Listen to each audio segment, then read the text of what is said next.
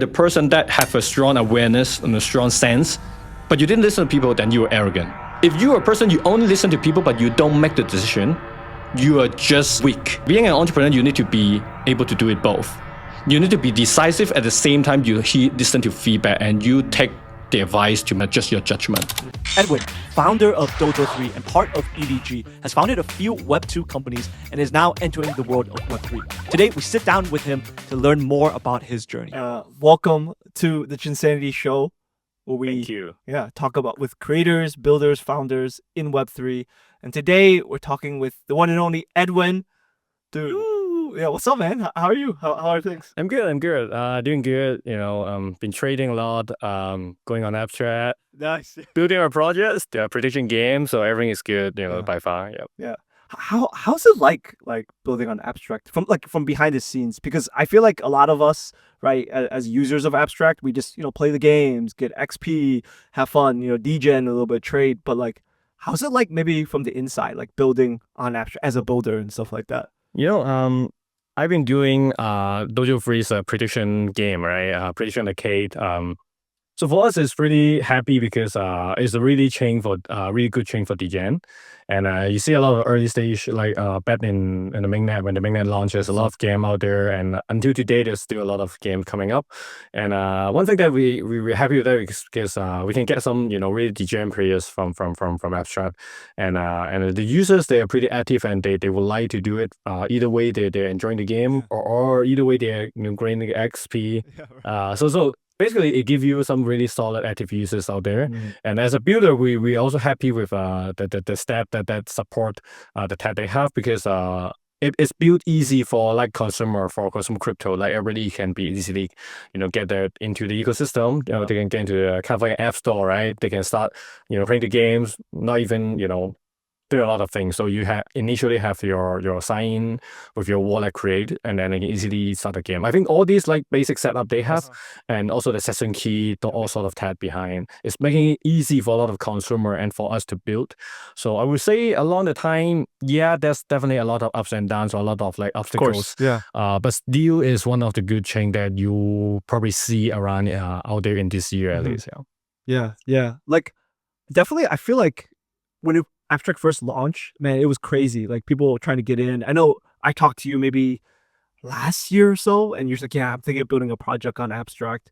What made you want to build? Was it because the users, like we were saying, like the user base, or the bullish sentiments of the chain and stuff like that? I feel honestly, the reason that we pulled the trigger, I mean, my very own reason is number one is because of Luca. So I met him last year at Token. Okay. And I heard about him, but I never met him.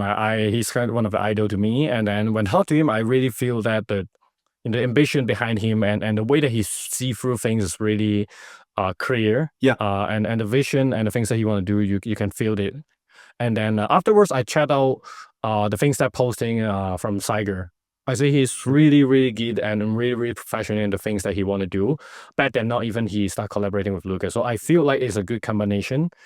And then the last piece I think I did is I talked to Michael. So Michael is not. And did you meet them all in Singapore? Yeah, I meet Michael and Luca in Singapore. I have a talk with Michael for at least 2 hours. So Michael's a really, really professional and experienced business guy with a decent experience from gaming. So you never know, from the gaming industry, he just did lead and build a lot of good games. Like I think from what's the game, like Diablo and those things like that. I forget the name, but anyway, so he's really our experienced guy.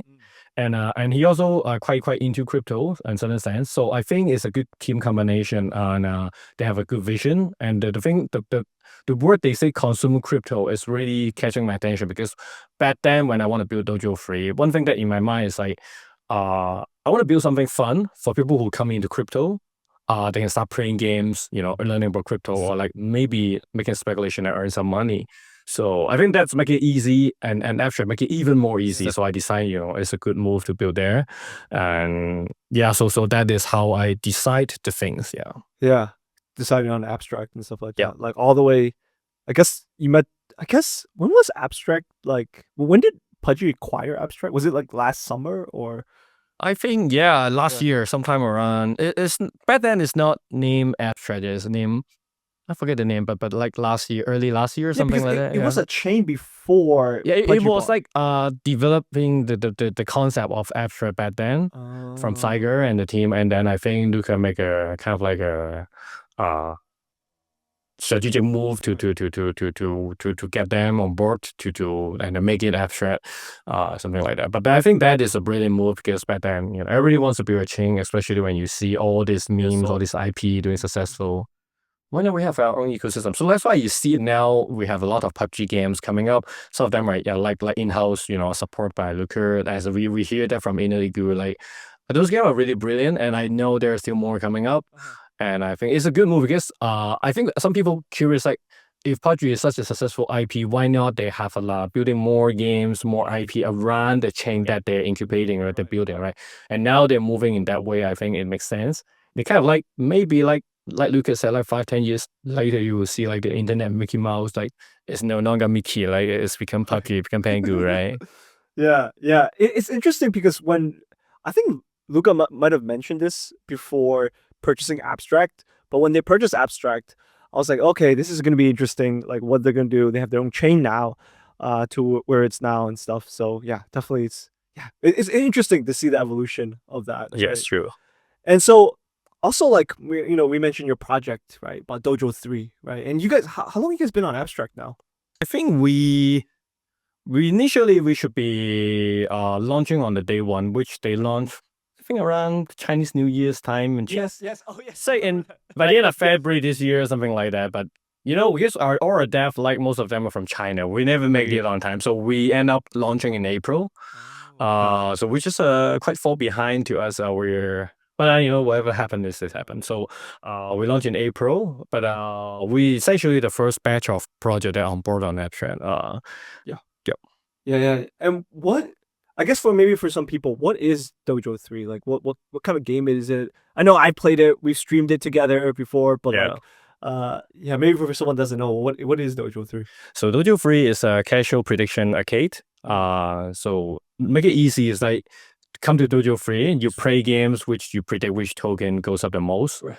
And then you can free to play. You can make it free to play. You can bet with a game credit that you have to buy, and then you can swap it back to Ethereum. So there's kind of like a casual, I wouldn't say casino, but a casual game. Are you gonna say that? Speculation Casino? game. A casino? No, I'm not gonna know.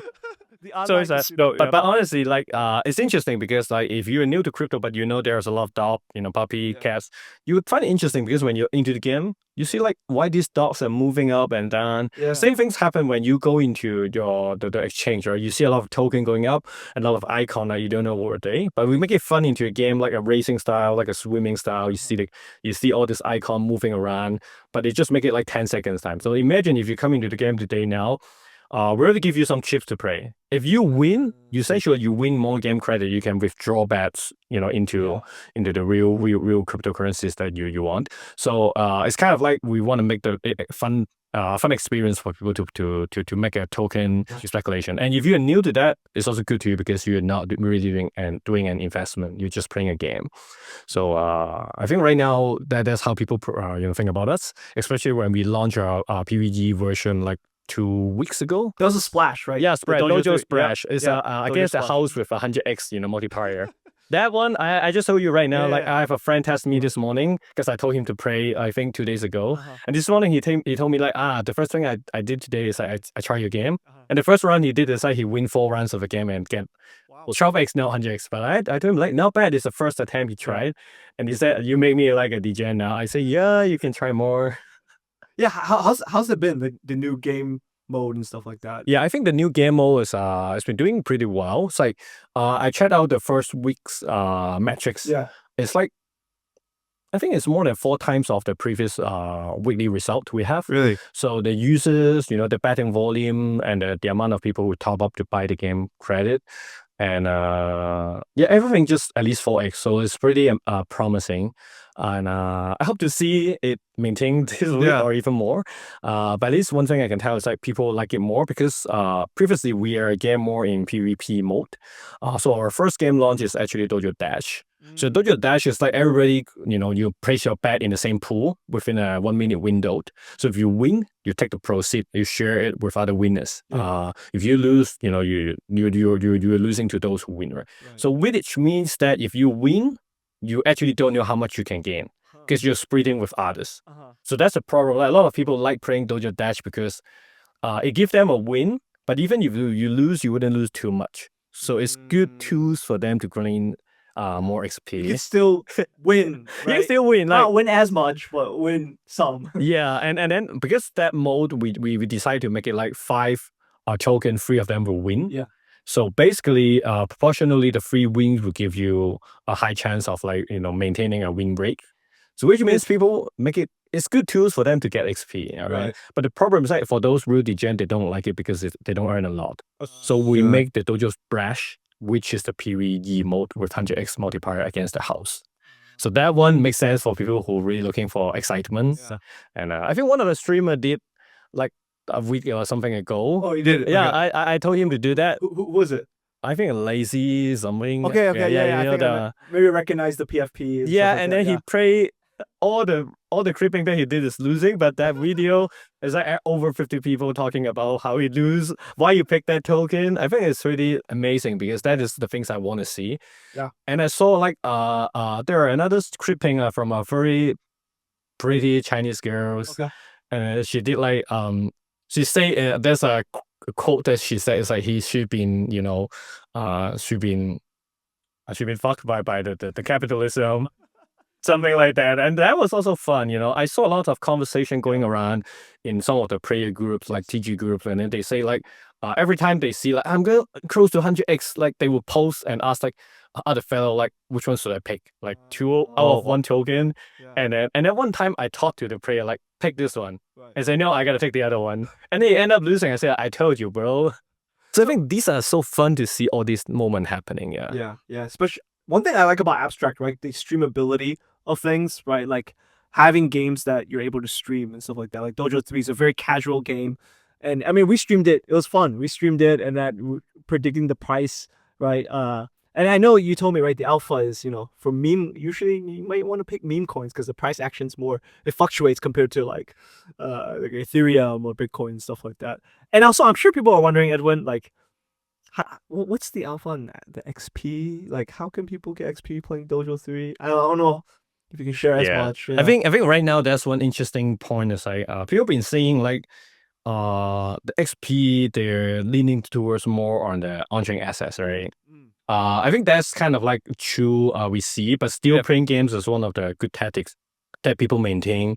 And because like if you just trade asset, sometimes you don't know what to buy, right? There's of course even more memes coming up on Abstract, more NFT coming up, but sometimes you just don't know which one to buy, and the price you don't know as well. So I think right now people's tactics like they will buy certain portion of assets, but at the same time they will still maintain playing games because they want to test out the balance, right? I mean, it makes sense for a lot of people who are really gaining XP or like they want to do that. But at the same time for us, it's pretty simple. So once you play the game, either one of the game that we have, you get the raffle ticket into the jackpot, and you have to claim the raffle ticket in order to get the XP. So what we do is as long as you do the on-chain activities, you make a top up to buy the game credit, you claim the raffle tickets, or you claim the badges from us. There are some special badges on our game which will give you a kind of like a more allocation on XP as well. So I would say for us, we're pretty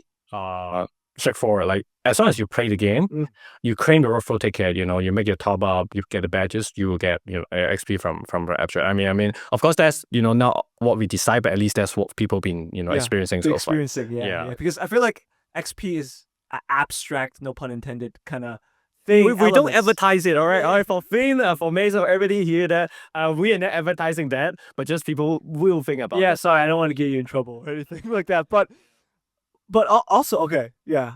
But yes, I really like the XP element, I guess, for Abstract and stuff like that. Honestly, yes, because along the time we also talk with a lot of chain. You do, okay. Yeah, how is that like the conversations with other chains? I think honestly, like not everybody have such a sophisticated like I won't say farming, but at least like a earning mechanism that for people to keep an eye on, right? A lot of like ecosystem, what they do is like they have some campaign on and on, which they have some bonus of things for people to grind. Maybe end up it will be a batch, but they just not as continuous as like what Abstract doing. Like back in the early days, you see like the XP is clear. Like every week you see how much you earned, and every week you're gonna have like badges coming up, and it maintains people's attention because they know, oh, this week on this app store they're like spotlight app, they're like voting on different app, and then you have a badge that this project you guys are probably pushing a little bit more, and then they have been probably something like recommended.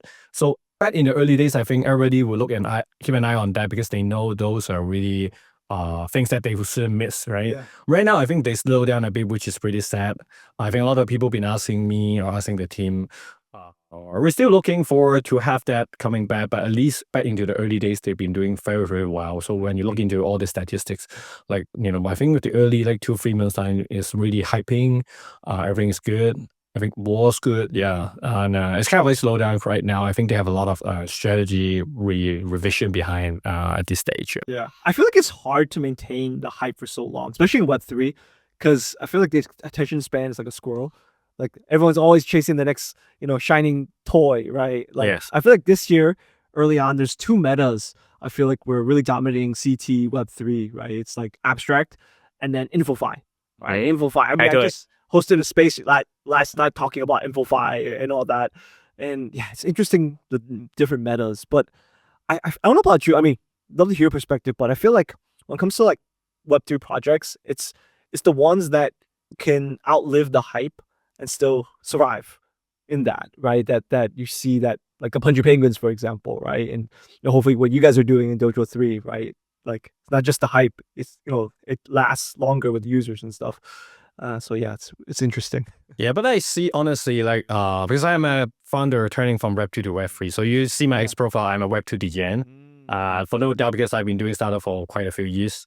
I would say like one of the good things that when you look into Web 3 is the momentum is strong. And even though it's up cycle or down cycle, it still have a lot of people inside here, like all around the world, and the attention is always here, just is it move from here to there, and the pace is very fast as well. So if you look into like a Web 2 startup or like digital ecosystem, it's very slow, and it's like industry by industry specific, it break down, and the community is not as active as that. But at least when you step into Web 3 industry, you see like everything you just get faster, the pace and the momentum and the capital behind and the money, the user, the activeness, everything is just much more stronger. So I would say it's still worthy to do. I mean, it's still really good. I mean, so that's why when I look into like IP like PUBG, it's really good because it's starting from a Web3 prospect. Like, it's everything, all the advantage that if you wouldn't get if you start like an IP from Web2. Like, of course, we can say Labubu is doing very good, but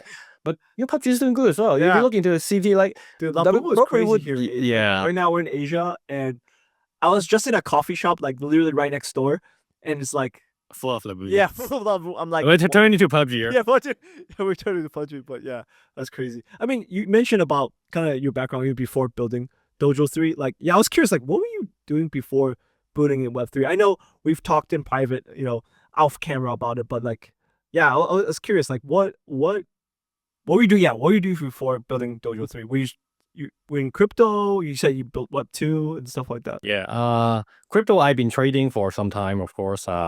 Not OG, but at least been trading some time. But I've been doing creator economy business for quite a few years, and e-commerce, social analytics, and then marketing agencies, and then so basically a lot of things. But most of the time I spend is on creator economy.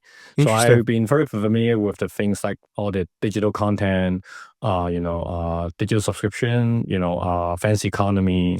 I built influencer marketing platform, creator platform like Patreon. Some of them are still running, Oh, interesting. And I think along the time I think I built 5 startups. 2 of them fail. 1 exit and 2 of them still exist. So that is kind of like what I've been through. But in terms of creator economy, it's interesting because that is also the reason why I look into the potential of building, or become a builder on Web3, because I think back 3-4 years ago, I think 3 years ago, like when there's a quite hot topic about creator fine, right? And I already were talking about creator token, things like that.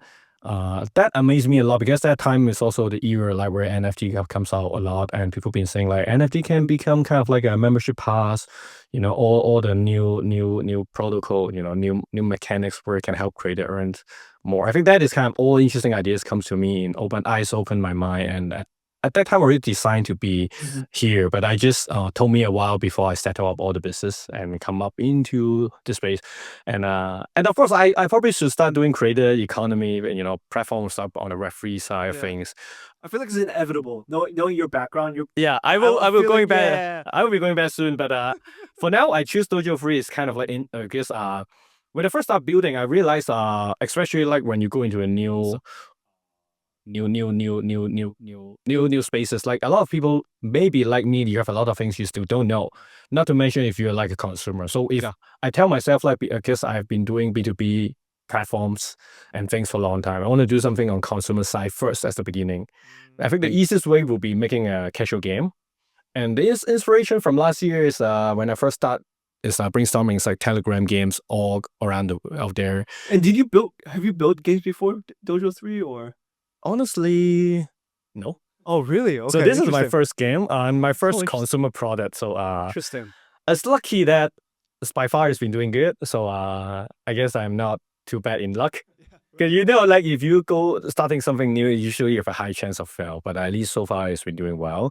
And I wouldn't say it's like super bold like other abstract project like the top one.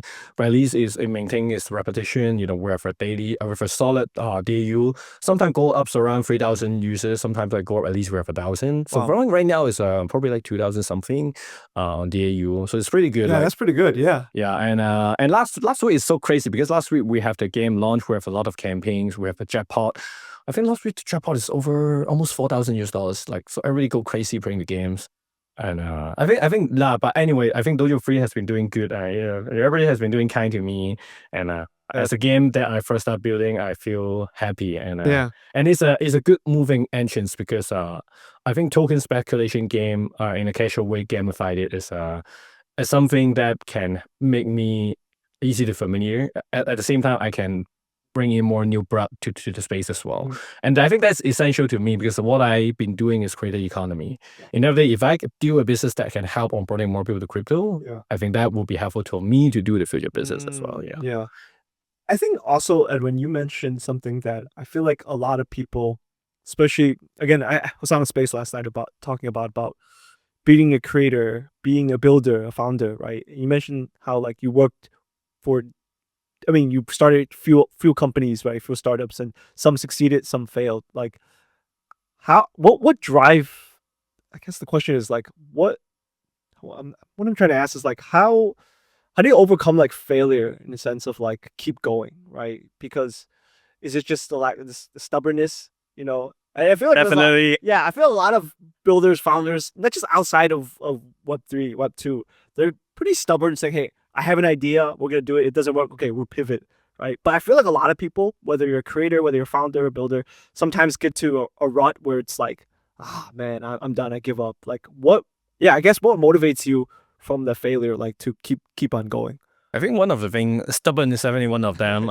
You wouldn't lie, but I think the other points that I have in my mind, there are two of them, right? One is like the criticism from people. So whoever criticized my ideas, I will take a second thought. And then if I believe I have a strong belief on that things overshine your criticism, I can prove it. So that is my the second reason. Like I wouldn't lay down to all the criticism or all the challenges. I will face against it, and I will show it to you like whether it works or not. I'll give you an answer. So I think that one of the showcase like when I first one of the time when I did one of the project, right? I pitched one of the investor, and then what she told me is like, she said like, yeah, I've been investing in ideas 100% identical to what you're doing. Like, how do you convince me like you can do it well in your market? Like, and then I told her like, I told her for several reasons, and I told her like we have kind of like the domain expertise or like the local advantages for to conquer the APAC market sort of. And so yeah. I'm not sure, but I'll keep an eye on that. I say, like, yeah, I can do it. I can show you. Maybe that's stubborn, right? Okay, but anyway, I think that is one of the things I wouldn't say no when people tell me I cannot, right? And the other reason is like I think is from the users. Because a lot of the time, whatever business I'm doing, let's say I'm doing the, let's say one of the creative platform that I'm running still, the one like they help people do digital subscription and sell digital content. That one every day I receive users inbox or like DM. They will say like, your platform has been doing good, helping me a lot. I have a question like, can you do this? Can you build this? It will help me a lot even more. And honestly, in that part, I also receive a lot of people asking about crypto payment, asking a lot about like how. And this is a Web2 platform. Web2 platform, yeah. Oh, interesting. Yeah, but anyway, all these users' feedback to me is essential because same things to like people telling me like DOJO3 is a really degen and a very nut scam. I mean, all this feedback to me is important because it motivates me to do further or pivot or even change a bit. I think this is also for me. I think I'm kind of like a person more into, I would say, people oriented. So when people give me a feedback, I will face it, and then when people say something good, it motivates me a lot to do it along the time. Yeah, so that's my core motivation. Yeah, but by the way, we can talk about the platform more because the creative platform that I'm running, I see a lot of potential. Leaning into Web3 of that. Interesting. So you think of maybe integrating it? Yeah, I do. Because stuff like that. I have a lot of users who are the game developers. They may be selling indie games on Steam. Yeah. And then there are a lot of like individual artists. They are selling art, comment, and then there are some people who are doing other subscription style of content, and they all face a lot of problems. But one of a few things that I noticed that they definitely want to keep an eye on crypto payment, and because they have a lot of issue about fiat, things. Yeah. Sorry, not to cut you off, but how is that like? Like, because I think with Web3 gaming, right? I think recently we've heard a lot of bad things, a lot of companies close. But yeah, like you mentioned something about your creative, platform, how like these games are like looking into crypto because there's issues in Web2 gaming. Like, what are the issues and stuff like that? Yeah, I mean a lot. I'll give you some example. Like one of the game developers, some of the game developers, they're doing indie games. A part of them are really decent normal games. Some of them are maybe more gray area. They're doing kind of like visual novel. Or you know what I mean, visual novel, right? And they got to face a problem like some of the NGOs, like the news on Steam. You saw that one, like the day that news comes out, a bunch of them DM me, ask me, can you do something on crypto? Because I'm afraid that on some point, the payment or like the game I'm listing out there will be suspended, will be off the shelf. Wait, how does payment work in gaming right now, like in Web2? I mean, right now they still rely on PayPal, Stripe, Stripe and stuff like that, and sort of like that, and whatever the payment that they're doing on subscription, they still rely on a lot of like all these big players out there, and some of that they're genius enough. They have their own website, like building on a platform. They will have the link to pay in cryptos, but it's a P2P type of things. It's not really kind of like a payment gateway, right? So they need something like that. And the other side of things, like people been asking, like whether it can be something more innovative in the mechanism where to motivate people to subscribe. And at the same time, give them more incentive, right? And some of them, even more smart enough, they will think about like, what if people subscribing me at the same time, they see like the value behind me goes up, or even my digital content can have a potential to be reselling or like a royalty behind. So some people who are smart enough, they have these components. But after all creators, what they want, or especially who are making digital content, they want to make sure that the pieces they sell is being protected in the IP, right, and the copyright. And the second thing is like they want to make sure that they can earn money in every aspect. Of course, like, not even a royalty as split from it, or let's say a more solid way of collecting the proceed. Right. So in this sense, I think creator, especially those who are selling digital content, they have a lot of demand that are unsolved. And I know along these 4 years, there's a lot of people want to do creator economy kind of platform on in the Web3 spaces, but they're still not having one single solution yet. So I think at some point I'm gonna crack it, try my solution and see if I can be part of it. Yeah. What do you think? Because the payment side of things makes total sense, right? Like let's say something changes policies, You mentioned Steam, right, and stuff like that.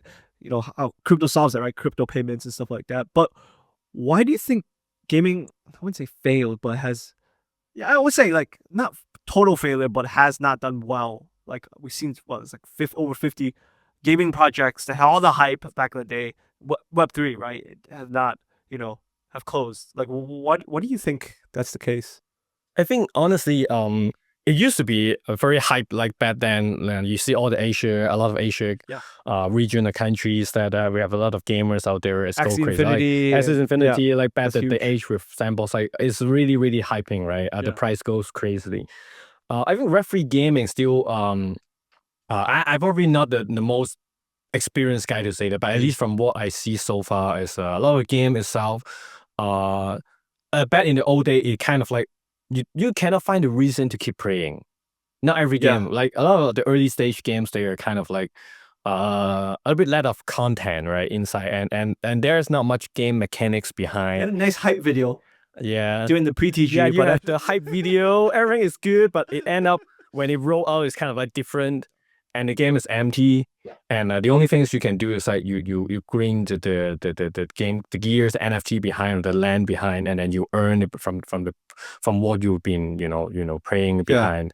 And not to mention there are some kind of Ponzi games out there like you can keep FOMOing people to win. We won't name them, but yes, they're still out there, right? I may or may not have been on Spaces, or me or both of us have been on Spaces. Yeah, so I think Web3 gaming still people come into play is not because of fun at the very beginning. It's still because it can give you a prospect, right? Yeah. And I think now, like, the game on Apple is trying to change it, like, especially that you see all the Pudgy IP games. It kind of making it fun first before the prospect, right? But I think people still keep an eye that they can earn something from playing the game. So I think you ask me like why a lot of the game died down a lot of time. I read one of the report like recently. It's like this year that the total size of like crypto playing into gaming is like drop a lot, like at least 50% or something, 80%. But I think that makes sense because the cycle. One of the things is a cycle issue. The other thing is like people get tired of it. Like, well, in the market is not good, and there's no reason for you to play games because when you play the games, you want to win, you want to earn money. You know that it's not gonna be very right. Very, very, very, very promising. But at the same time, it's also because like there's not enough new, players coming into the market. Like you look into like all those people who used to play a lot, like after 5-6 years again, I think I really get tired of it, right? Why is that? Is it's not fun or no? Because every day they don't make money anymore. You've been doing daily check-in, daily praise like 5 games, 10 games. I mean, same things happened to the Telegram game. I think last year, like. You have to keep doing. Dude, Telegram was so hyped last year. Like, the tap games. What is that one? Yeah. Anyways, but yeah. So, yeah, I think one of the reasons is like after all these years, like all those like early players, they either get rich or they either get robbed. Or they don't play, right? Or they get tired of it, right? And I think along the year, there's not enough new blood coming in. So I think chain like Abstract, they've been doing well because they try to attract more new blocks coming in. I think that's essential because when you look into gaming, entertainment, fun, and a sense of like emotional feeling is still the most important. But a lot of the game out there, it just doesn't have that feeling, right? I think adding a little bit like betting component inside the game is good. Or like it can be betting competition. And kind of like rival, all these kind of things will make people have the sense of like stimulation to play the game. So but I think eventually like the games that die down may because like they lack of the innovation along the time. But I think one of the core problems out there is like this game they lose out the interest to people because they just not built to be something sustainable. So you look into Counter-Strike is still out there now. And you look into the NFT, like Web2 game with all these like good game, not NFT, right? You look into Web2 game that the skin can still sold so crazily. Right? I mean, it's been a while, but I feel like World of Warcraft was like one of the first ones I heard about. Yeah. People were selling items for what, like 1,000 or even more than that. And you're right, they're still sustainable, at least in Web2, right? And stuff like that. That's true. So in the other day, people will stay because the game is fun. Yeah. It fulfills a certain kind of desire to you, and a lot of games just they did not intend to build that as a very beginning, right? They build the hype, they build the token. build the token. They build the expectation that I can win something from here as a very beginning. So when you have that in mind, everybody comes in with that perception. Once you're done, you launch something, people move on. Or once your price die down or like certain things happen, they move on, right? So I think it's eventually will happen. I mean, maybe also if it happened to us as well. But I would say that if your game is built to be fun, people feel it, people like it, people will come back. And of course, if they can win, they can earn something behind. That will be a perfect match. So I would say nowadays, if you intentionally build a game just for hype, for prospect, for speculation, without considering the entertainment part, you wouldn't last long. Yeah. But maybe that's your intention as well. I don't know. Yeah, yeah. But it's also like I feel like in the last cycle we had all these games with huge promises, like creating AAA games, like competing against like the Call of Duties of the world and stuff like that with graphics and then adding a crypto element to it. But again, that's what I hear, right? Game development takes a while, especially those kind of AAA games, right? And also that crypto element of it and stuff like that. And now we see like games like on Abstract, like what you guys are doing on DOJO3, more, I would say more simple, more easy to play. It's not you have to spend a gazillion of hours playing, right? Like, do you feel like at least right now that's the way to attract users? I feel so. Even the Web 2 side of things. I feel so because like, if you're gonna build a AAA game, it takes a lot of time, and if you don't have a solid story, not a story behind, and IP and mechanics behind, you're not gonna win. So look into all these big games, big titles. I mean, I'm a gamer, so I know. Like, you look at the one built by Sony, right? I mean, that one is like so. I feel so bad. Was it a Web 3 game? No, Web 2. Look at that one. Like, they spent how many dollars building the games, and they end up looking at the result. So the problem is that you spend a lot of money building a Web 3 game, but end up people say or feel that you're a clone from the existing one on Web 2. So it's not going to make it because I already have that game. I have all my friends out there. Why should I jump into this one, which you told me there will be like certain earnings here, but none of my friends are playing here. So the problem is like, I think nowadays in this moment, if you want to build a game, just make an easy one. Don't make something really fancy. You look into all these indie games on Steam.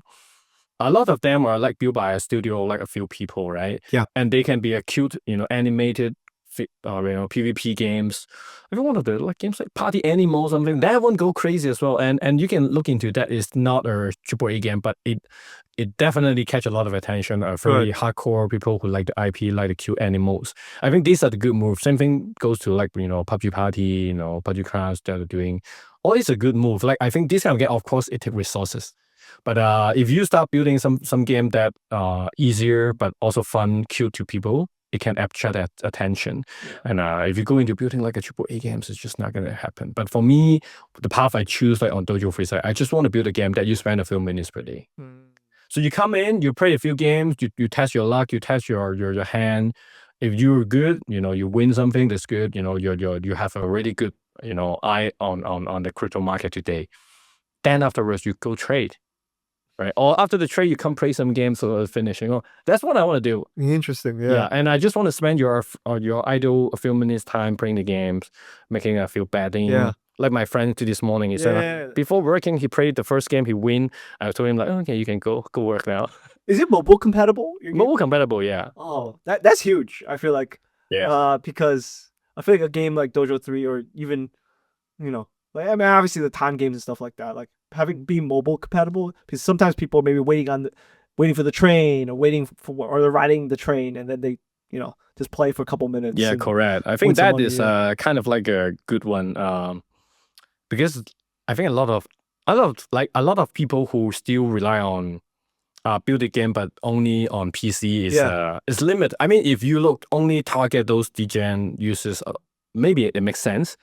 But if you're looking into more consumer-oriented, that lose out a lot of potential behind. So I think there's always a balance in here. If you only on an eye on all those like the gen who have a deep pocket, you want to make it professional or make it fun for them, then go all the way to web. Right. Yeah, but if you want to look into a mass market, like go into something more easy, go look into mobile, right? There's never a solution that fit in both unless you're rich. You're a rich developer. That's actually interesting you say that, because at least right now, like, it's kind of hard to see like everyday Joe, but like I'm logging on to this very simple game on my PC, right? Because a lot of users are using their phone. Yep. Right. Like I used to work in digital marketing, right? And I remember we used to use AI, I guess you say early AI when it comes to running ads on Facebook. And if you look at the results of the ad, like where it's being served, it's usually mobile. Yeah, mobile. Right. And I think I saw an interview recently with you mentioned Pudgy Party, right? I think that one of the developers for Pudgy Party, and he kind of mentioned how like he believes like the future of Web3 games is more mobile based first to attain the users, right? I wasn't Axie Infinity mobile first, or I forget. okay, yeah, I forgot too, Yeah. but like it makes sense because that's where the users are, right? And I think crypto at this time, maybe it's not that sit down 2 hours, play on Xbox or whatever kind of thing, right? So yeah, it's really interesting. Yeah, I think definitely the mobile making things mobile is kind of like a big one out there. And I guess I would have to say like a lot of games are you're now building it. I think one typical difference is like if you were building a DJing game 100% for DJing, then maybe the web version is good enough because everybody will stay on a laptop all the time. So just make it, web will be fair enough. But if you are casual gaming, but why not make it mobile first, right? So for us, we design for mobile first. So if you look into our interface on web, essentially it's just an extension of the mobile. Yeah. Because we want to do it mobile originally, and then we stay on that. Yeah, that was pretty cool. And kind of going back to your background a little bit, like, you're saying that you were building in Web 2 before Web 3, right? And all that. Were you, like, I was just curious, like, were you growing up, like, were you always, like, a builder? Like, what were you even doing prior to even building, like, projects and startups and stuff like that? Were you in uni or, yeah? I've been doing startups since uni, so... Interesting, yeah. I never worked in a corporate for long. Okay. Did you work in the corporate before? Or a summer job, I think. The what? Summer jobs, yeah. Yeah, what were you doing? I was doing like marketing. Okay. Yeah, business operations, something like that. It's kind of all boring shit. Yeah. I just like build things. I just like create something that amazes people, and I didn't feel that vibe when I work in a corporate or like a big entity, and yeah, so that's why I never been to a big corporate, even though I got a lot of offers, right after my graduate, but I kind of like turned down all of them. Yeah. And a lot of the time I keep building. What did you study in uni?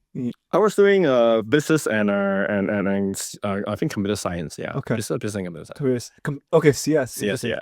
Have you ever used that yet, the degree? I think at early stage, yes. Some of the things that I learned, some of the basic coding. Yeah. I was in all my previous startup, my role is I will be the one who do the IR, and then I will be the guy doing kind of like marketing. Yeah. And a PR, presenting all the things. But I will also be the PM of the company. So a lot of the time, always I will be the kind of like the PM. I'm the big PM in the company, and I'm in charge of all the product things. So I look after back-end, front-end development. Is it because of your background? Yeah, because I know about that. I know what they're doing. So I know what kind of test that they're using. Yeah. I know what kind of design. I've gotten to talk to users as well. So I'm kind of like more at product side of a person. So back then, and then for sales and things, I usually hand on to partners. But the only things I do BD as well. So so you do BD, you do product market manager, and I did sales before as well, but sales. I'm not a good salesperson. And sales and account servicing, I'm not really good because I will easily get angry to customers. And then but I think one of the time, this one of the case, I met one of the very hard to deal with like clients, and she has all the unfair nonsense requests. I was just say no to her, the client. I say like, this doesn't make sense. All right, if you think in this way, it will fail.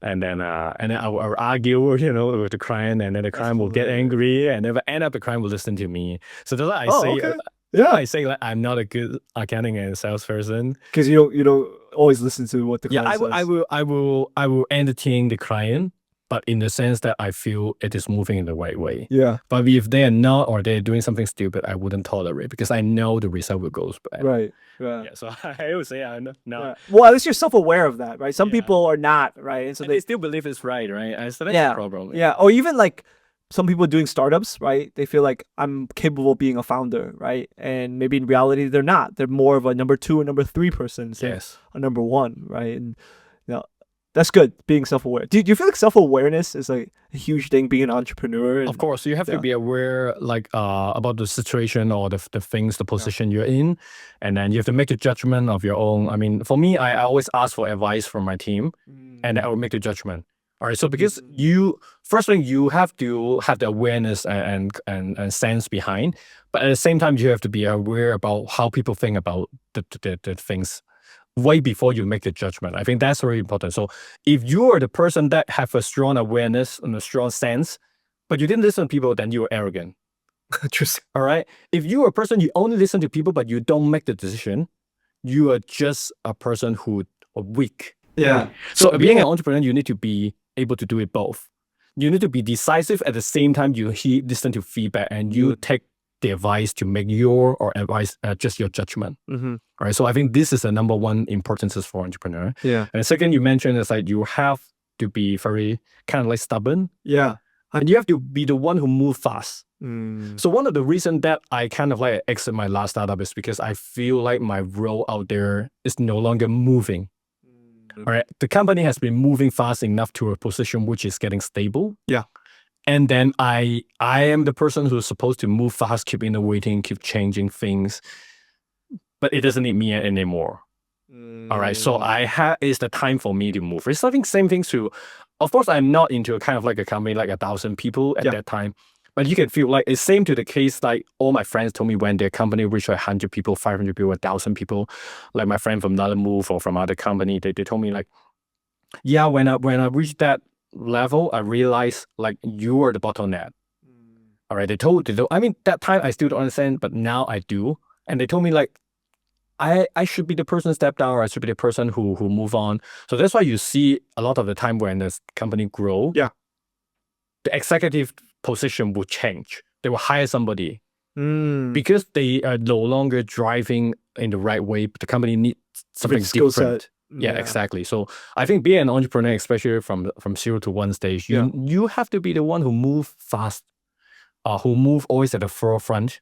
You know all the information. It's like you listen to customer feedback, you talk to users, and then you drive things, you make the decision. If you're not in that position, and then you told people that I am the CEO of the company, you're going to go into big trouble because the company will go slow because of you. Yeah. Yeah.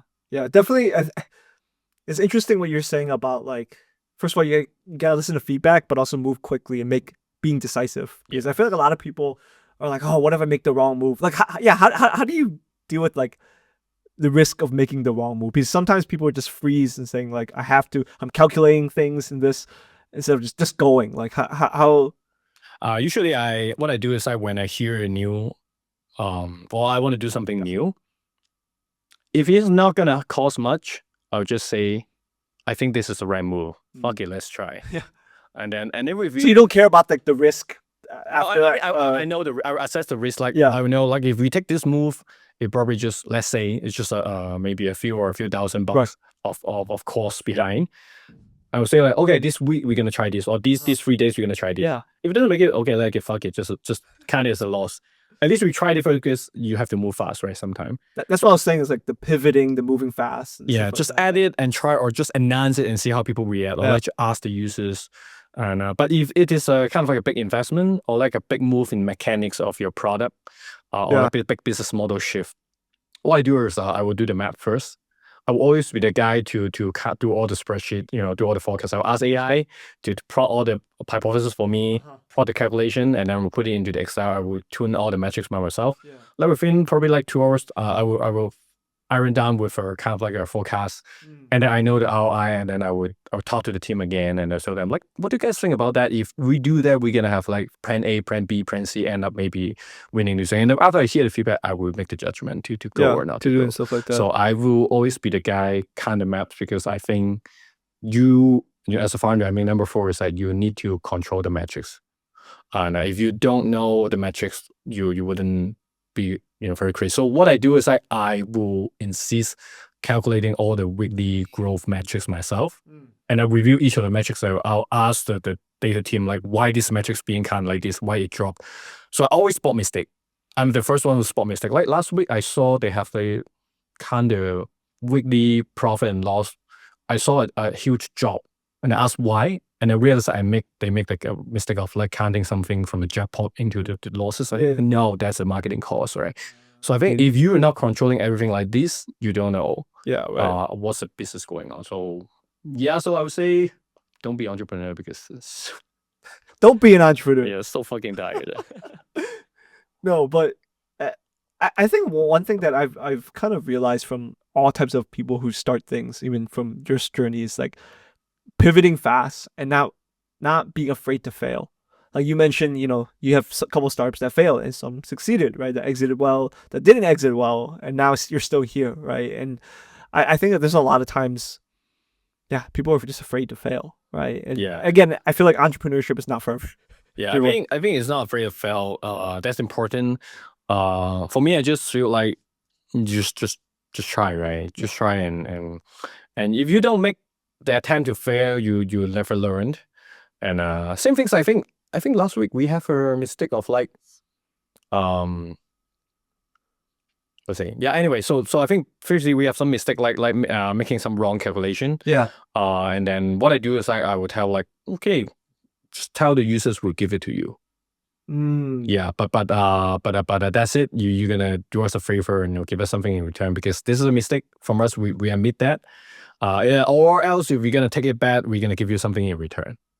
We're gonna admit that. I think that is a mistake we make. You cannot deny it, but at least take ownership of it. Take ownership of it. And that's the thing. So, and if you want to try something new, just try. It doesn't work out. That the fault is on me.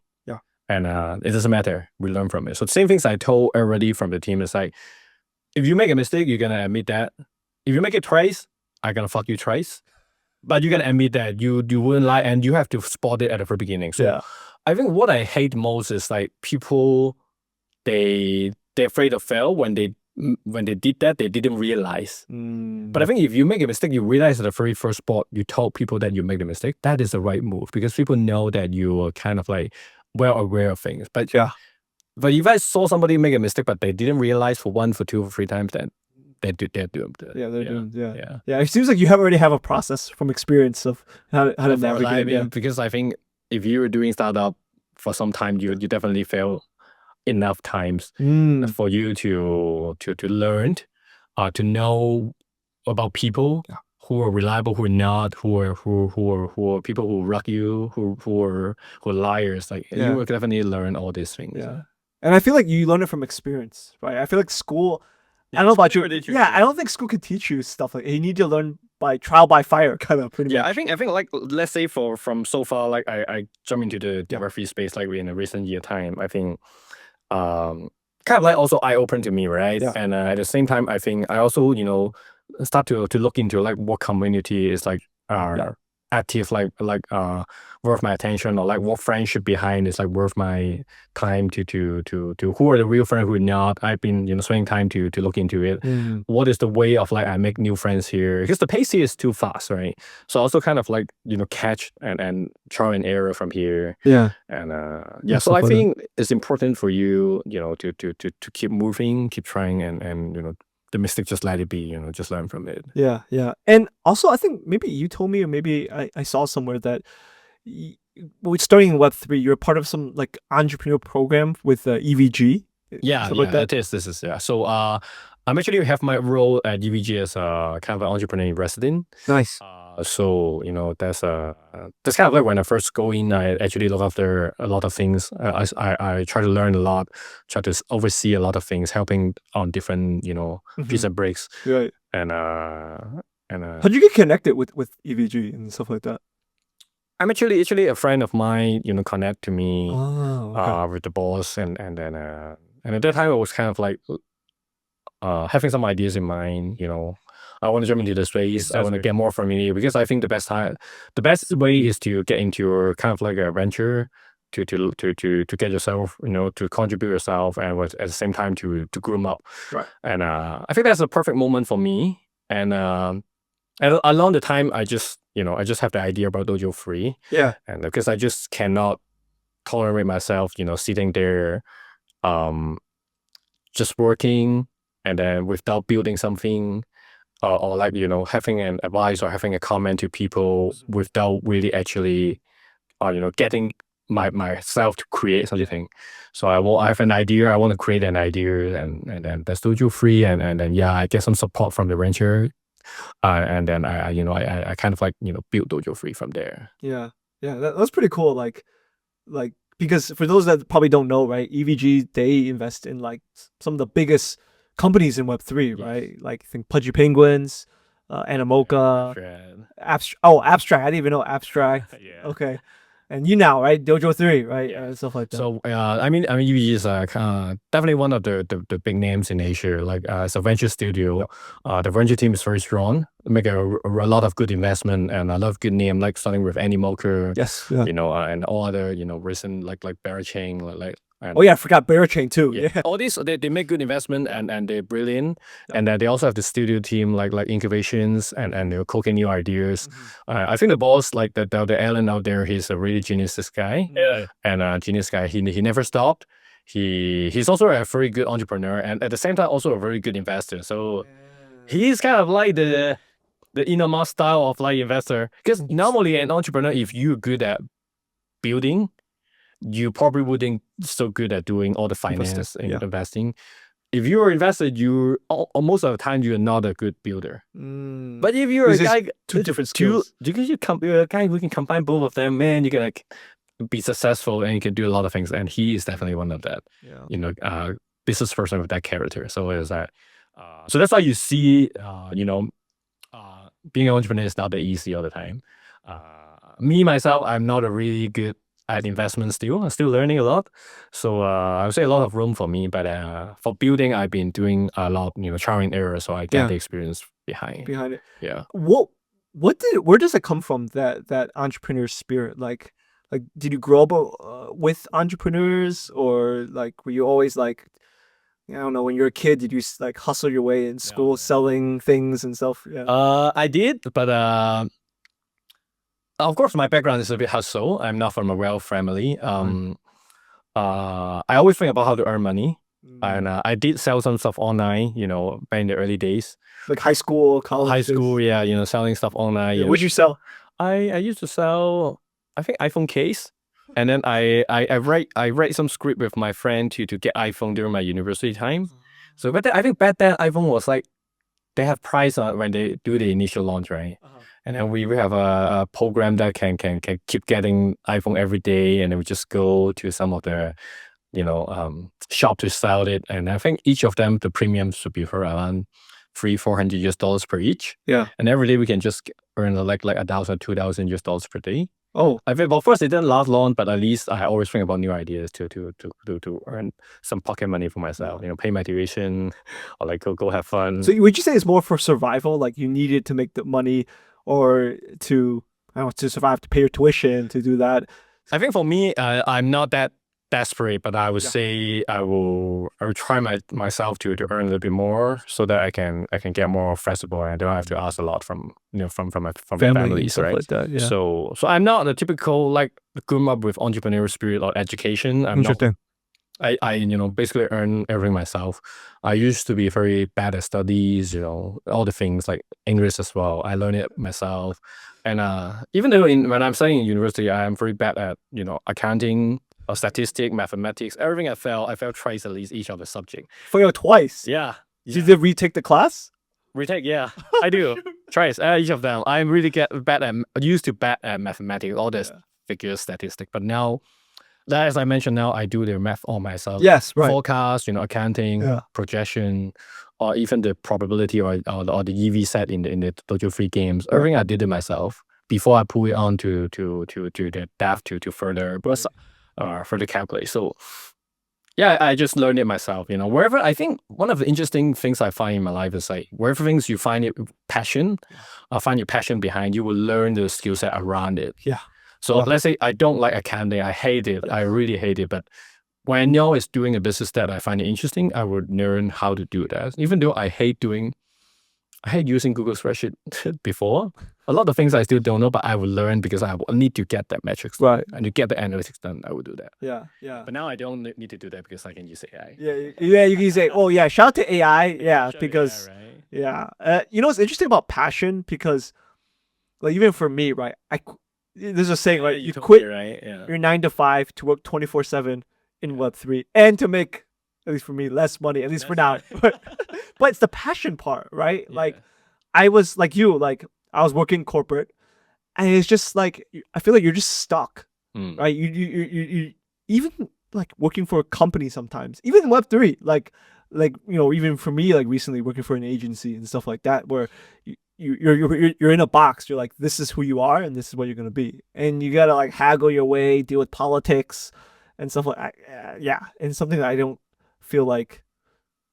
Again, it's not for everyone. Like I have friends, I'm sure you do too, that are just like, yo, I just want 9 to 5. Yeah, I think you're gonna choose like you wanna have a stable life, then you go 9 to 5, right? But the point is like a lot of time if you cannot tolerate, things out there, the policy, the regulations or something that you think is not fair or like not legit, or then you want to shout out, that means you're not a people who fit in the system. Yeah. If you're a person not fit in the system, you either become a criminal or you either end up become a kind of an innovator or like activist, in the society. You're gonna be some. So there's only two paths, huh? You're either criminal or being an entrepreneur. If you don't fit the standard of school. Exactly. If you don't fit in the ecosystem, you're gonna be a rebel. A rebel. Yes. I think we're kind of like the rebel style things. We don't like to fit into the rules. We don't like go into the ecosystem because we always see the problems behind and you don't want to tolerate it. Same things to me. Like even though I am more used to in a system or in the regulations, I usually try to play around. And I still stick to my gut feeling or to my belief to do things. So that's why sometimes when I see some policies or like some regulation come out, even I deal with some government things, like I'll still play around. I will ask them, can I do that? And in the sense that, which you mean that's okay, right? I always play around the rules, find the loopholes, do the things in a smart way, and sometimes ignore some of the regulations or some of the rules behind. I think that's important. And sometimes, even though let's say you're being an advisory in a big company, I think the management or like some people senior position, they will treasure it because you're the guy who can find a solution out. You are not the guy who follow the rules, and that's the reason why you will always create something interesting, amaze people. I think that if we hear anybody hearing this and you have this, things in your mind or you can do this, that means you have the potential to be an innovator and entrepreneur. Yeah. What does your family think about it? Were they always supportive of you doing this, or they're like, no? Because typically Asian parents, like you conform, you try to do good in school, and then you get a good job, 9 to 5, family, and like, what did your family say about? I think it's kind of like half. Like some of them will be very supportive. Okay. Some of them will say like it's so risky. Yeah. And they're afraid of me like not earning enough money. Yeah. But I think along the time, in general, they are proud of it. And of course, they still concerned about how many money I can make because they see like a year pass, 2 years, or 3 years pass. And they were kind of like, if you were in a corporate, you probably should be like, like at least maybe a associate something, senior associate something, manager or something. You probably earn like maybe parallel to what you're doing now, or at least if they have bonus if you're in the finance. you get bonus like 12 months, you earn more than that now. And then I would still, they would still ask me about those questions, but at least I would say in general, they are not against that. And they're kind of like proud to see like some achievement that I made. I think that's fair enough to me. Yeah. No, that's good to have parents, because usually, I guess when you reach a certain age, people, your parents or your family members are just like, okay, he can do whatever he wants. I can't control him. But I feel like Asian, maybe culture-wise, it's like, oh, you got to do this. Again, depends on your upbringing and stuff like that. And maybe they're not as supportive. But no, that's good to hear at least. Yeah, but at least, one thing interesting is like when I was studying high school, my top interest is actually history. And dude, that's my... Due to dude, I don't know what it is with entrepreneur. I think history has, maybe we like history because like I'm a big Gary Vaynerchuk fan. Me too. Yeah, huge, entrepreneur, marketing guy. He loves history too. So I don't know what. Yes. Yeah, that's the only one that got A. I don't know. Me too. Yeah, you too. Right? Yeah. Science, no way. Yes, exactly. Math, okay, I'm Asian. It's okay. But history, man, it was easy for me. It was easy for me, and I always love history. Yeah. And it's just like I don't have the luck. Otherwise, I have luck. Otherwise, I will end up being a history teacher. Oh, really? Okay, you really love the history that much? No, my first application to university is actually like kind of like a bachelor of history. Oh wow! Yeah, okay. I didn't get it. I get into bachelor of business, and I say like, okay, thanks God, that's a God's choice. Yeah, I mean, at least you can make more money, I guess. Oh, I don't know how much historians make, but. I think history, teaching in Hong Kong is like one of the most well-paid jobs. Oh, is it? Teaching in Hong Kong is like one of the top in the world. That's why you see some people like against the policy, like why teacher can get paid so high here. Interesting. Like yeah, but okay, it's a very, very stable job here. Oh, that's nice. Because I feel like back in the States, again, depending on what state you're in, teachers make the least, or they like. So a little above minimum wage and exactly. Stuff, which is here, if you're a teacher, you kind of like you have a very well paid, and then every year you get a jumping points, and then you get more pay. Well, of course, it's also a tough job, but if you compare to teachers in other, regions, other places, it's actually much better and stuff like that. Yeah. I didn't know that. That's interesting. But it's interesting to see. Like, I feel like a lot of people want to go independent or be an entrepreneur and stuff. They tend to like history for some reason. Maybe we like to study trends and stuff like that. I don't know. It's funny. I've been seeing that a lot. But it's interesting because if you learn in history, you're gonna see through a lot of things. Because if you learn, you're not reading the incident, the events. You're actually reading the logic, how things goes ups and downs, how the crisis comes out, the reason behind the people, what they did. You're actually analyzing a situation in a bigger, a macro way. And I think that kind of like train up your mind. And always the question is asked you like, what's your thought about it? Is it the pros and cons? Yeah. It always train up your judgment, right? Yeah. It used to, but I don't know right now whether it's still or not because of the political things. But at least it train up your mindset. But a lot of things like it may change you in different way. Let's say mathematics is training you to calculate things. Yeah. Like science is like about some really practical knowledges. But history is really about how you judge things. Maybe. Oh, yeah, you're right. Maybe that's. Of course, you can just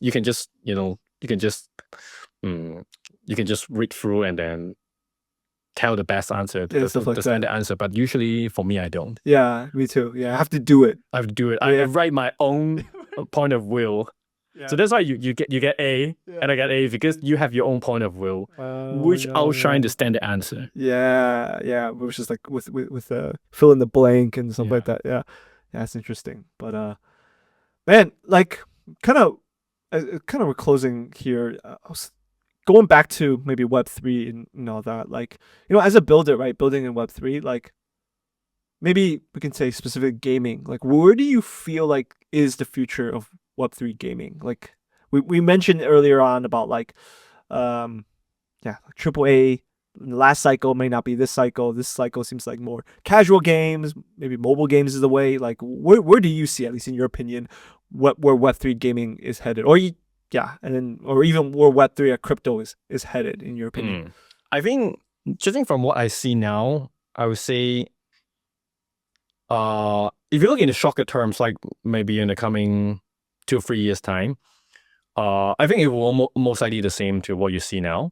You will see games that are on-chain games that are built for degen, built for people who are familiar with crypto. Yeah.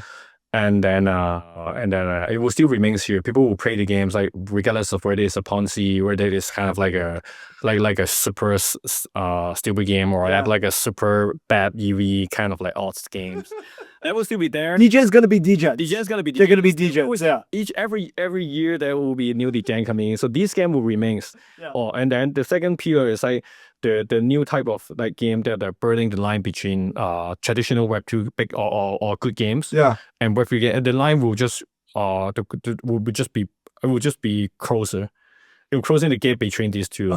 I think with abstract as well, you will see this gap getting narrow. And at a certain point, one day you probably will see a Web3 gaming also published on Steam, which already happened, like Kuga, right? Kuga, yeah. Kuga has already started. Yeah, Kuga. Shout out to G-Paw, is Hero, and all those guys. Yeah, good. You can see like along the time to restart, you can see the gap getting closer. I see that probably one time I see probably like on this chain, this game, or they're already on Steam, and also get popular.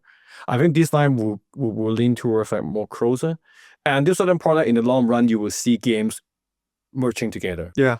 You see like, oh, this is a big title, but at the same time, they have the components which serve the purpose on chain. You'll see that happening. And then at a certain point, we will see certain big games, like maybe they will support some on-chain components for people who really specific from Web3. Right. I think this will get even closer, especially when you see like all the handheld devices coming from the Solana Play, right? Yeah. And of course, it's for Android, but at some point, like you will see, you already see some handheld device in for handheld gameplay. Solana even has a phone already. Right? Yeah. I mean, those handheld game device, at some point, maybe some of the big title or like indie games. Yeah. Web3 games, like the one we mentioned, like it will get closer. I think this will be the future you see for Web3 gamings. You blend between Web2, Web3, Steam, and Epic Games, and stuff like that. So and until someday, I think when you look into it, you don't have to say that this is a Web2 game, this is a Web3 game. This is just a game, but you can use crypto to play. Or you can earn some, kind of like digital asset from there. I think that will be the future you see. But it will take a longer time. I will tell you, like, what I feel like in 2-3 years time, you wouldn't see that, but you will see the gap getting closer. But if you look into like 5-10 years later, when all the new citizen, new generation comes out, they are kind of like crypto native enough. You will see that happen, natively. Yeah. Do you think GTA 6 is gonna have crypto elements? I've heard yes. I've heard no. No. I would say no. No. Because GTA 6 has been developed for so long. The initial time they start, I don't think they. Was it supposed to be released like? It's going to be released in the fall, right? It's supposed to be. Yes. I think the time they start building the crypto market is still not good, as mature as not we have now. But if they are starting to develop like 3 years ago, maybe GTA 7, I would say GTA 7 probably will be there, and some crypto element to it. And it makes sense to be there because GTA 5 is still popular now. Yeah, people still playing it. So IP, there's no reason for you, and not to mention they have so many in-game purchase. All the houses. Yeah. They are the real estate. RWAs. Yeah, exactly.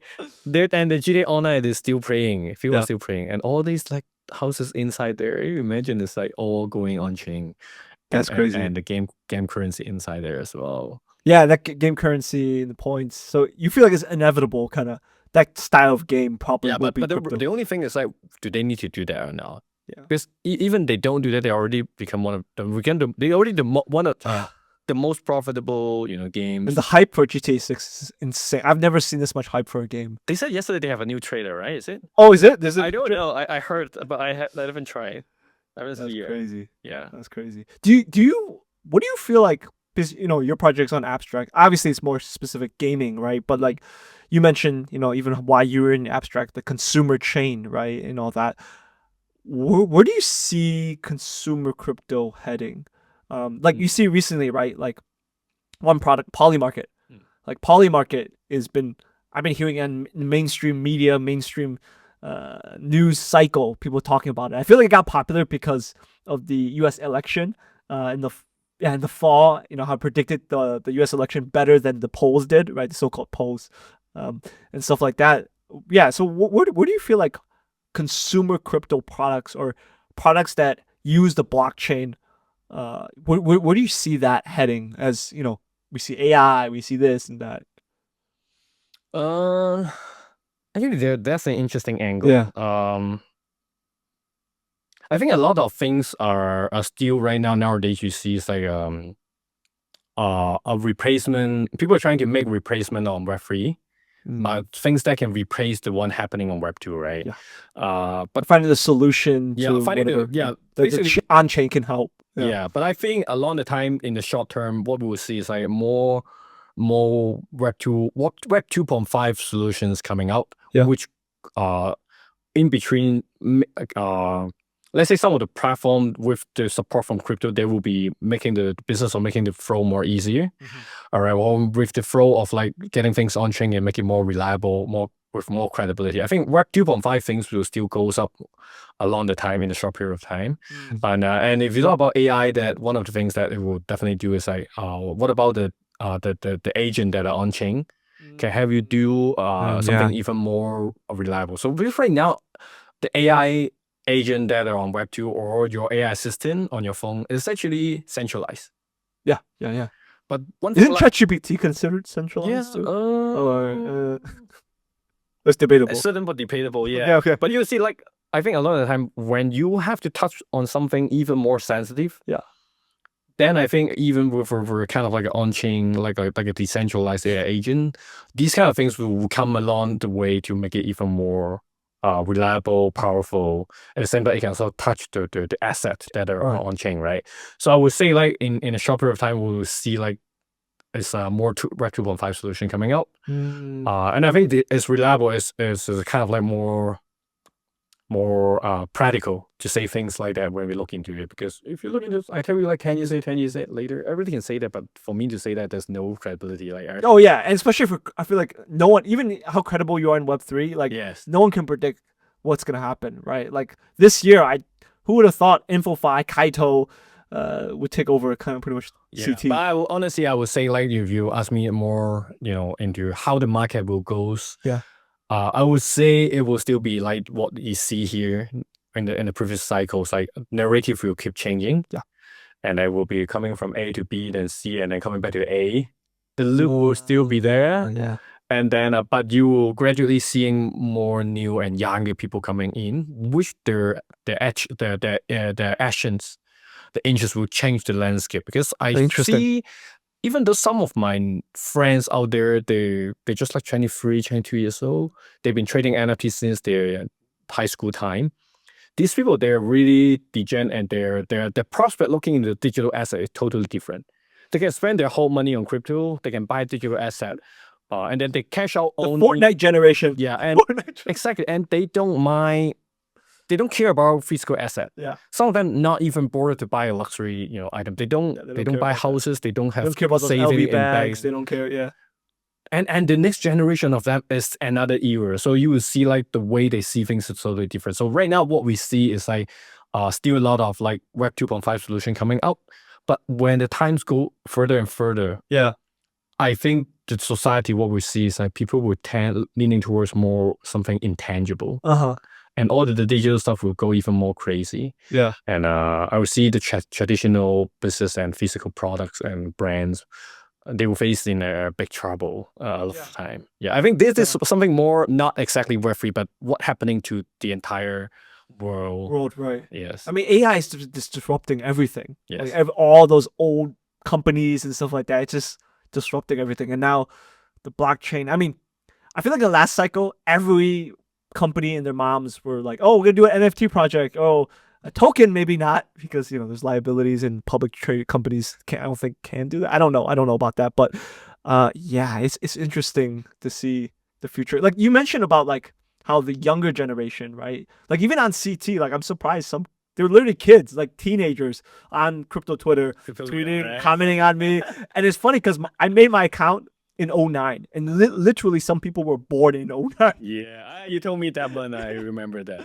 And so yes, I think because they understand, like you said, digital assets. They understand that, and they live it. I call it the Fortnite generation, Minecraft generation, kind of. So they're all into it, and yes, definitely I can see it's easier for them to adopt. Versus it's so native. I give you one example. Like one time I was in a metro station around on chain, and I saw a kid. He was playing CS:GO, all right, and then he turned vertical, swap, and then go to TikTok, then the Chinese version of Douyin, they would watch it. And then for a while, he shift back. He's looking into kind of like, I don't know, NFT or what. And then he shift to Telegram, and then he come back to the game. Okay, the respawn time complete. Insane. And then he play the games, and then he saw messages somehow, and then come That's back. insane. So they're like super multitasking at the same time. You see the things they're touching 100% digital. Yeah. And you let's say you and me in the metro, what we do? We just look at you like maybe I don't know, like. Dude, I feel like a boomer right now. Yeah, just doing a single thing. You would, but for them, a minute's window, they probably will be doing small things at the same time. Wow. So you see the attention they spend is so slim. Yeah. And everything they care about is all on digital screen.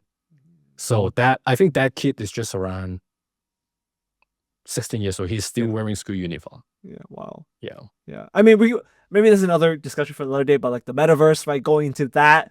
I don't know about if you remember, right? Last cycle, everyone's talking about metaverse. Yeah. So maybe we're still too It far. will come back. It will come back. It will come back, right? Yeah. Yeah, it's crazy. I mean, Facebook changing their name to Meta, right? The metaverse. When the Ray-Ban sunglasses so better, Yeah. they're the top seller right now. But Oh, is it? Is it really? yeah, they said that digital glasses right now they're the top seller. The Ray-Ban ones. The Ray-Ban one. Oh man. But I think it's still too heavy. We'll see. Yeah, we'll see. We'll see. But But until they turn off the light.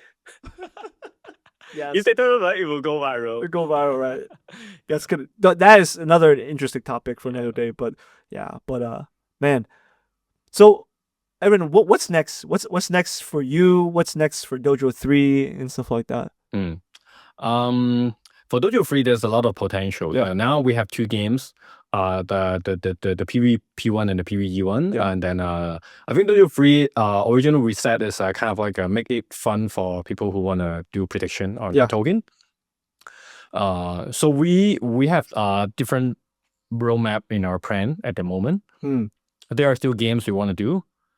There are defined product that we plan to do. Oh, DeFi. Yeah, product. because we have interesting. accumulated kind of like I wouldn't say a lot, but at least a good amount of users behind who really doing crypto asset digital trading, and it's kind of like interesting if we combine the game into some defined product along the time. So we also think about that components. And then well, at the same time, we still have a lot of move haven't done. We still have a lot of new features to be built. So I would say we will have a big next product cooking and announce it, and then we'll think about something big, or which already we thought about. Would like to see things like TG, those sort of things. We definitely do that after another big move. Okay. But it's still in the planning, in the pipeline, and we still own the NFT. A lot of people ask me. Yeah. I still delaying for a lot of reasons. And, So it's coming out, the collection NFT. it's already finished. Already finished all the design. We also talked to the marketplace, like where to go, the launch. Basically, it's ironed down all the details already. It's just waiting for a good timing for us, and a good because we also have a lot of features on the product side and the mechanics as well. We want to wait everything complete before we roll out. So we're gonna take time. But anyway, that DOJO3 I think still will still remain as a gamifying prediction angle. At the same time, there will be potential to go into defined spaces. Yeah. And I will see which ecosystem is more promising along the time as well. Yeah. Trying both DeFi, gaming. And Yes, stuff like that. yes. And that would be DOJO3. And then for myself, I'll keep innovating. Yeah. Maybe sometime we'll go back, doing something on greater economy with Web3 again. Yeah. I always keep thinking every day on new things. So that's kind of interesting. But because we're the same kind of person, we never stop. We keep thinking every day. So just talk after this. Yeah. I love Awesome. today. Yeah. Well, Edwin, really appreciate you being here Pleasure is mine. Yeah. on Chinsanity's show. It's been a really good conversation. And anyways, Edwin, it was really good to talk to you. I'm sure we'll catch up some way, somehow in Hong Kong. Let's do it. Like that. Yeah. But All right. yeah, amazing. Thank you so much, man. Yeah.